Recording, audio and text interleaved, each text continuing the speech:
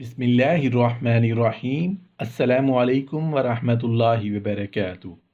فرشتوں سے انسان کی تقدیر کیسے بدلتی ہے؟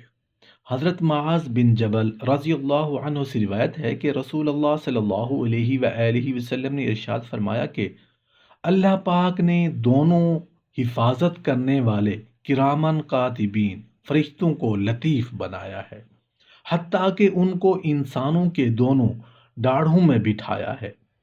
انسان کی زبان کو فرشتوں کا قلم اور انسان کی لعاب کو فرشتوں کی سیاہی بنایا ہے۔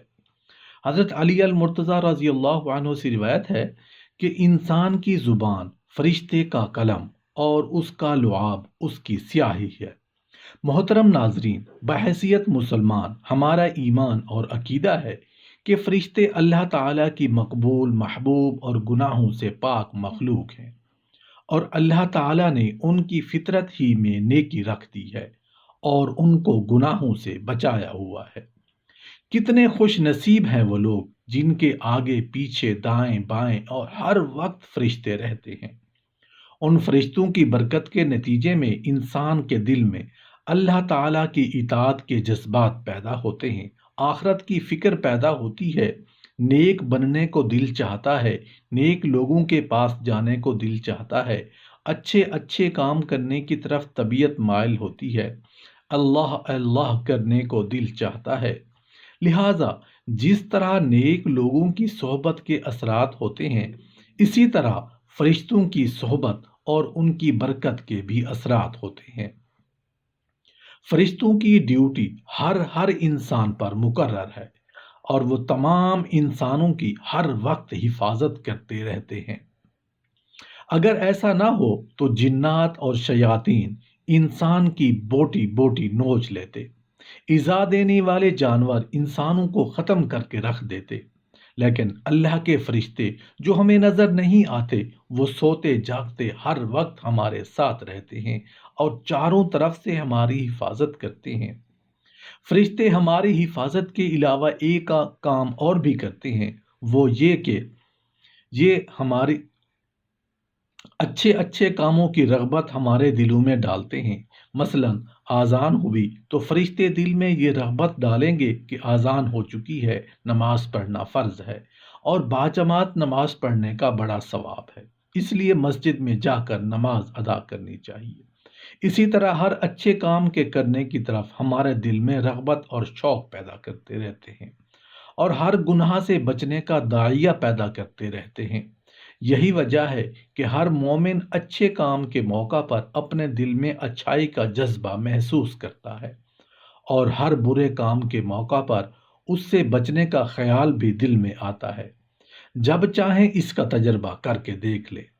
البتہ کسی کا دل بالکل سیاہ ہو چکا ہو اور گناہوں کی وجہ سے اس کا دل بالکل مردہ ہو چکا ہو تو الگ بات ہے۔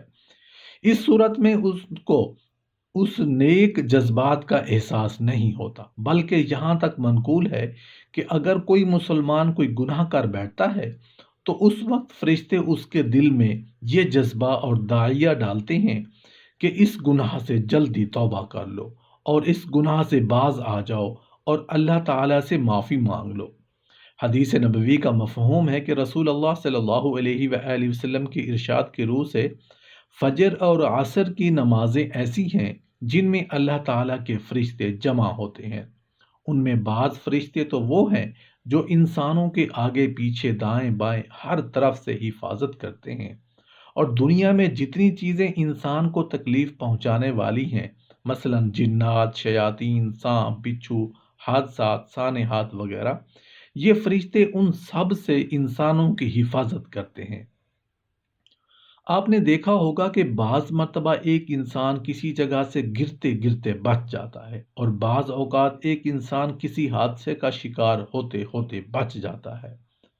اب وہ شخص کہتا ہے کہ میرا مر جانا بالکل یقینی تھا، میری گاڑی دیکھ کر کوئی بھی یہ نہیں کہہ سکتا کہ ڈرائیور بچ گیا ہوگا، لیکن میں بال بال بچ گیا، مجھے تو خراش تک بھی نہیں آئی۔ اس قسم کے حادثات میں بعض ہلاک ہو جاتے ہیں اور بعض بچ جاتے ہیں۔ جس کی حفاظت مقدر میں نہیں ہوتی وہ ہلاک اور تباہ ہو جاتا ہے۔ اب جو شخص بال بال بچ جاتا ہے، در حقیقت اللہ تعالیٰ کے فرشتے اس کو بچا لیتے ہیں، جس کے نتیجے میں وہ حادثے کا شکار نہیں ہوتا۔ البتہ جب اللہ تعالیٰ کا لکھا ہوا، جس کو تقدیر کہتے ہیں، سامنے آ جاتا ہے، اس وقت وہ فرشتے اپنا حفاظتی پہرا اٹھا لیتے ہیں۔ اس کا نتیجہ یہ ہوتا ہے کہ جو تکلیف دینے والی چیز اللہ کے حکم کے بغیر دوسرے کو تکلیف نہیں پہنچا سکتی، اور نہ کوئی کسی کو اللہ کے حکم کے بغیر رائے برابر نفع پہنچا سکتا ہے۔ تکلیف پہنچنا بھی اسی کی حکمت و مصلحت سے ہے، اور نفع پہنچانے والی ذات بھی وہی ہے۔ انہوں نے اپنی رحمت کاملہ کے صدقے میں اپنے بندوں کی حفاظت کے لیے باقاعدہ فرشتوں کی ایک جماعت مقرر کر رکھی ہے، جو باقاعدہ اس کی حفاظت کرتے رہتے ہیں۔ فرشتوں کی دوسری جماعت وہ ہے جو انسانوں کے اعمال لکھنے پر مقرر ہے، جن کو کرامن کاتبین کہتے ہیں۔ اللہ تعالیٰ نے ایک فرشتہ ہمارے دائیں طرف مقرر کیا ہوا ہے، دوسرا فرشتہ بائیں طرف مقرر کیا ہوا ہے۔ دائیں طرف والا فرشتہ انسان کی نیکیاں لکھنے پر مقرر ہے، اور بائیں طرف والا فرشتہ انسان کے گناہ لکھنے پر مقرر ہے۔ اور ان میں بھی اللہ تعالیٰ نے اپنی رحمت کا عجیب معاملہ فرمایا کہ دائیں طرف والا فرشتہ امیر ہے اور بائیں طرف والا فرشتہ اس کے ماتحت ہے۔ چنانچہ جب انسان کسی نیک کام کرنے کا پختہ ارادہ کر لیتا ہے تو دائیں طرف والا فرشتہ فوراً اس کی ایک نیکی لکھ لیتا ہے، کیونکہ وہ خود امیر اور حاکم ہے، اس لیے اس کو دوسرے فرشتے سے پوچھنے کی ضرورت نہیں۔ اور جب انسان ایک نیک عمل کرتا ہے تو یہ فرشتہ اس کے اعمال نامے میں کم از کم 10 نیکیاں لکھ دیتا ہے۔ پھر جس نیک عمل میں جتنا اخلاص بڑھتا جاتا ہے، اور جب انسان کوئی گناہ کرنے کا ارادہ کرتا ہے تو اس وقت بائیں طرف والا فرشتہ دائیں طرف والے فرشتے سے پوچھتا ہے کہ اس انسان نے گناہ کرنے کا ارادہ کر لیا ہے، میں اس کا یہ گناہ لکھ لوں؟ تو دائیں طرف والا فرشتہ کہتا ہے کہ ابھی اس نے گناہ کہاں کیا ہے، لہٰذا ابھی یہ گناہ مت لکھو۔ چونکہ بائیں طرف والا فرشتہ ماتحت ہے، اس لیے اس کی بات ماننی پڑتی ہے، چنانچہ وہ گناہ نہیں لکھتا۔ اس کے بعد جب انسان گناہ کر لیتا ہے تو پھر پوچھتا ہے کہ اب تو اس نے گناہ کر لیا، اب لکھ لوں؟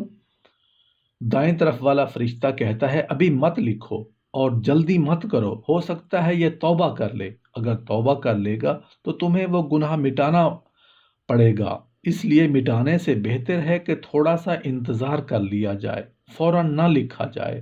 اس کے بعد وہ فرشتہ اس کے دل میں یہ خیال ڈالتا ہے کہ تم نے یہ گناہ کیا ہے، بری بات ہے، گڑ گڑا کر توبہ کرو، اللہ تعالیٰ سے معافی مانگو۔ پھر ایک خاص وقت تک انتظار کرتا ہے، اگر وہ توبہ کر لیتا ہے تو ٹھیک، لیکن اگر وہ خبردار نہیں ہوتا اور فرشتے کی تلقین کے باوجود توبہ نہیں کرتا تو اب دائیں طرف کا فرشتہ کہتا ہے اچھا بھائی، اب اس کے اعمال نامے میں ایک گناہ لکھ لو، ایک سے زیادہ مت لکھنا۔ چنانچہ وہ فرشتہ ایک گناہ لکھ لیتا ہے۔ اللہ تعالیٰ کی اپنے بندوں پر کتنی عظیم رحمت ہے، وہ حقیقت میں اپنے بندوں کو معاف ہی کرنا چاہتے ہیں،